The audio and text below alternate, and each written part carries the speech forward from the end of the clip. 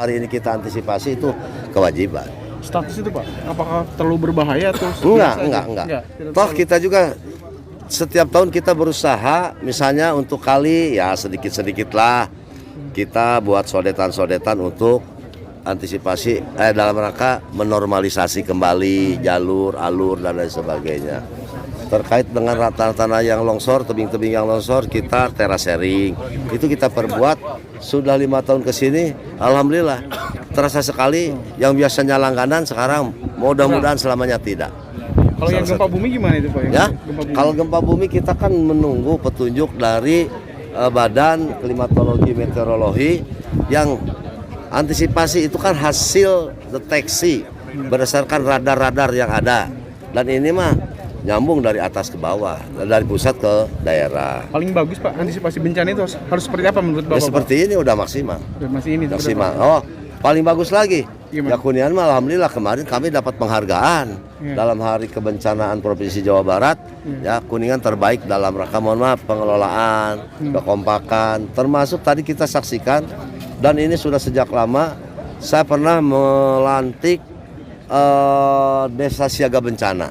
Artinya desa-desa aja sudah menyadari bahwa di desanya sering terjadi kebencanaan dan itu secara tradisional mereka upayakan pertama membangun komunikasi, kekompakan dan insting untuk mengatasi bencana. Misalnya insting itu kan begitu terjadi sesuatu misalnya dengan kentongan lalu perpindahan penduduk dari daerah yang rawan bencana termasuk apabila musim hujan. Karena kami pun menyadari masih banyak area-area yang menjadi tempat tinggal di desa-desa yang menurut kami juga menyayangkan itu jadi pemukiman. Tapi apa mau dikata, mereka kan ingin mendekatkan ke tempat mata pencaharian. Nah sehingga ya kami selalu mengedukasi kalau sudah ada kemampuan segera pindah ke daerah yang lebih aman.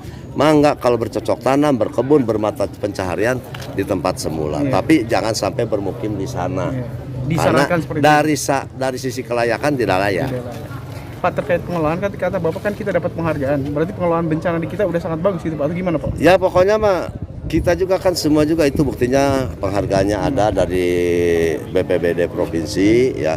Dan pengelolaan bencana provinsi bahwa Kuningan cukup bagus, cukup antisipatif, cukup terencana. Yang tadi tanah diterasering, saluran-saluran dibersihkan gitu.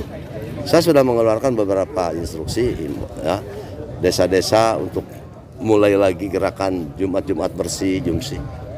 Himbauan secara umum masyarakat gimana itu Pak terhadap bencana? Ya kepada umum masyarakat tolong hari ini kita sedang menghadapi perubahan cuaca ya dari kemarau ke penghujan dan ya sekarang terjadi curah hujan yang cukup tinggi di luar dugaan yang diperkirakan nanti bulan depan ya. Tapi ternyata dari bulan kemarin, bulan September aja sudah hujan, bahkan Agustusun sudah mulai turun hujan.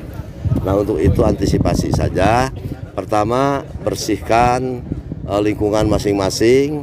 Yang kedua antisipasi ya konsultasi dengan para pemangku kebijakan di bidang kesehatan. Ada Bu Bidan, ada para perawat, ada puskes setempat, ada puskes setempat. Minta ya vitamin lah. Dan saya juga sudah sampaikan kepada kepala dinas kami, kalau punya stok vitamin berikan kepada masyarakat. Gratis ya Pak? Gratis. Untuk apa? Menambah imunisasi. Karena perubahan cuaca ini juga kan sama-sama kita rasakan.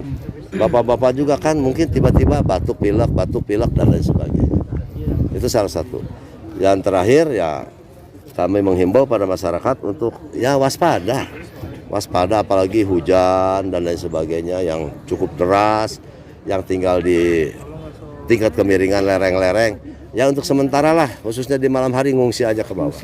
Untuk apel kesiapsiagaan kali ini sesuai dengan agenda rutin yang memang merupakan suatu kewajiban di kita sebagai salah satu upaya bagaimana apel ini merupakan salah satu peringatan dini juga bahwasannya kita harus bersiap siaga bagaimana kita melaksanakan suatu koordinasi lintas sektor dengan konsepsi pentahelixnya, bagaimana kita mengecek terkait dengan SDA-nya, SDM-nya, kemudian peralatannya dan sebagainya sehingga mudah-mudahan saja ketika terjadi suatu kebencanaan dengan adanya APL ini ada suatu kesepahaman, ada suatu yang ini akan insya Allah akan dilanjutkan dengan rakor persiapan menghadapi siaga darurat hidrometeorologi, sehingga pada semuanya akan tahu tupoksinya apa saja, disesuaikan dengan kewenangan dinasnya masing-masing, OPD-nya masing-masing, termasuk juga dengan relawan, dengan forum, dengan ormas dan sebagainya, sehingga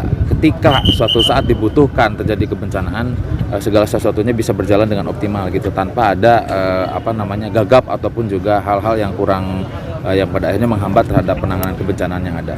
Pak, kalau di Kuningan sini ada berapa titik longsor yang sampai saat ini? Untuk sampai saat ini yang jelas sampai dengan per bulan September nanti infografis akan kita sampaikan, itu lebih dari angka 200 titik. Yang jelas sampai dengan Oktober, malahan per minggu kedua kemarin kita rekapitulasi, angkanya lumayan meningkat, ada peningkatan dibandingkan dengan kita komparasikan dengan bulan Oktober di tahun 2021, ada peningkatan berapa titik sih, sekitar 20 titik kebencanaan lebih banyak di tahun sekarang sampai dengan bulan sekarang. Untuk tahun 2021 sendiri di angka sekitar 226-an kalau tidak salah, nanti mungkin lebih fixnya akan disampaikan perbandingannya, dan sekarang kita sudah melewati kejadian kebencanaan yang di tahun sebelumnya. Walaupun alhamdulillah juga ada indikator terkait dengan indeks risiko bencana Kabupaten Kuningan sendiri itu menurun.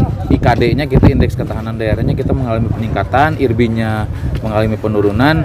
Nah, ini juga nilai positif. IRB itu indeks risiko bencana. Indeks risiko bencana ada penurunan. Bukan berarti indeks risiko bencana ini menurun, bencana juga menurun, tapi yang nilai yang dapat kita ambil adalah ketika terjadi banyak kebencanaan tetapi resikonya menurun, berarti ada suatu kesiapan dari semua stakeholder ataupun dari masyarakat itu sendiri, resilient dari masyarakat itu sendiri. Itu nilai plus yang mungkin kita dapatkan terkait dengan kenaikan IKD, penurunan IRB, walaupun potensi kebencanaan kita Kabupaten Kuningan masih cukup. Tapi ada kaitan dengan penghargaan yang kemarin ya, pengelolaan bencana. Kenapa? Gimana? Penghargaan yang kemarin yang di Jawa Barat. Untuk yang di Jawa Barat kebetulan itu lebih ke bagaimana kompetisi dalam hal ketanggapan, ketangguhan, ketangkasan, dari mulai lomba kaji cepatnya, kemudian juga kaji kebutuhan pasca bencana atau yang lebih kita sebut dengan Jitu Pasna, dan kemudian juga Jitu Pasna, lomba pengkajian kebutuhan pasca bencana, itu Jitu Pasna, terus kaji cepat ataupun asesmen bagaimana respon kita ketika terjadi kebencanaan yang ada, seberapa efektif langkah-langkah yang kita laksanakan. Nah, kemudian yang selanjutnya adalah ketangkasan kita dalam memasang tenda. Pemasangan tenda itu juga kita mendapatkan predikat terbaik, yang akhirnya Kabupaten Kuningan menjadi juara umum pada lomba-lomba tersebut. Juara umum pertama dengan mendapatkan penghargaan dari Piala Gubernur Jawa Barat, Piala Bergilir. 5 kategori katanya. 5 kategori. Apa aja itu? Yang satunya, yang duanya lebih ke mungkin ke hiburan sih sebetulnya. Ada yel-yel, kemudian juga lomba karaoke dari Kalak, itu mungkin saya pikir bukan ketangkasan, itu Upaya untuk keterampilan tingkat nasional. ya. Upaya untuk tingkat nasional. Yang ini mungkin kalau kemarin terkait dengan juara umum itu sendiri lebih ke acara internal BPBD Jawa Barat saja, itu untuk menjalin yang kita tangkap adalah sebelumnya dilaksanakan apel besar seluruh BPBD se-Jawa Barat. Nah, ini juga hal yang penting juga karena urusan kebencanaan ini lintas sektor. Makanya kita punya kelebihan, kita punya yang namanya kunci bersama. Kunci bersama kita sudah punya MOU, sudah punya perjanjian penanganan kerjasama penanganan kebencanaan di wilayah area kunci bersama.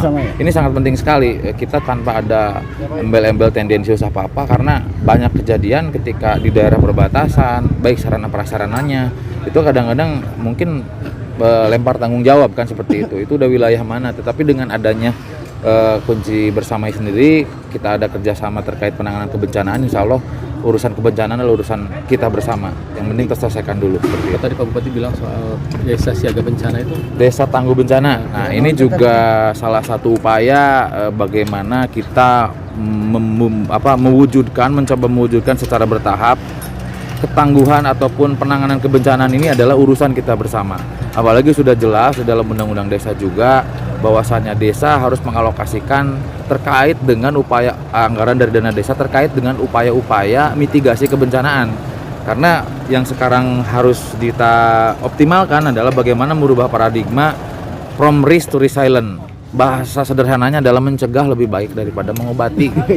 Bagaimana supaya tidak terjadi bencana, baik itu banjir, itu longsor dan sebagainya. Itu mungkin konsep yang ingin ke depan lebih dioptimalkan. Jadi ada anggarannya di desa juga ya? Di desa bisa dianggarkan. Dia disesuaikan dengan kebijakan desa itu. Dari setahu kami yang terrekapitulasi sejumlah 35 desa. Itu pun konsepnya yang 20 kemarin adalah kita fasilitasi pasdesnya, fasilitator desanya. Nanti biar mereka fasilitator desa ini sendiri yang dibantu oleh BPPD provinsi secara mandiri membentuk daripada desa tangguh bencana yang ada di wilayah Kabupaten Kuningan. Dan menurut saya konsepnya lebih bagus seperti itu, secara swadaya, secara mandiri. Jadi tidak sistemnya adalah bottom up, tidak top down, tidak harus dibentuk oleh kita. Dan alhamdulillah selain itu juga kemarin beberapa desa, kecamatan sudah banyak yang meminta fasilitasi kepada kita, baik untuk benchmarkingnya, untuk sosialisasinya. Berarti sudah ada upaya mereka menghadirkan kita itu berarti suatu upaya mitigasi kebencanaan merupakan tanggung jawab bersama dalam rangka ada kesadaran tersendiri.